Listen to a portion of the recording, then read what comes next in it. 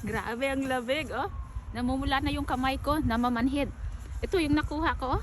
Yan. Pero okay lang. Huh. Grabe, namamanhid yung kamay ko sa lamig. So, bale, isang araw na lang and then New Year na. Pero kahit anong busy ko, talagang hinarvest kong aking kadyos dahil nga itong araw na to and then next 2 days is below freezing or freezing nga talaga. Kaya bago naman masira ang aking kadyos, dapat kahit papano ay mapapakinabangan ko. So, hindi pa talaga handa yung iba i-harvest dito dahil medyo bata pa. Pero unahin ko to yung medyo pwede na, yung talagang ready to harvest. Sayang naman kasi ito masira. Di bali na yung itong iba masira, at least may napakinabangan ako.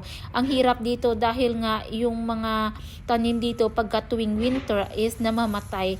At saka ito nga, ang kadyos ko is talagang pinaghirapan ko ito dahil alagang-alaga ito, kaya lang wala tayong magawa, that's life. So anyway, ayan, basta tatanggalin ko na lang dito yung pwede pang mapakinabangan. Kung masira, at least wala tayong ganyan, hanggang ganyan talaga yung buhay, di ba? Weather nga lang, dahil minsan okay, minsan naman hindi. So eto guys, pero hindi ko to kaya talagang maluto today or maybe tomorrow. Basta hindi ko to dahil nga sobrang busy ako. Pero ang gagawin ko lang dito is ilagay ko siya sa refrigerator.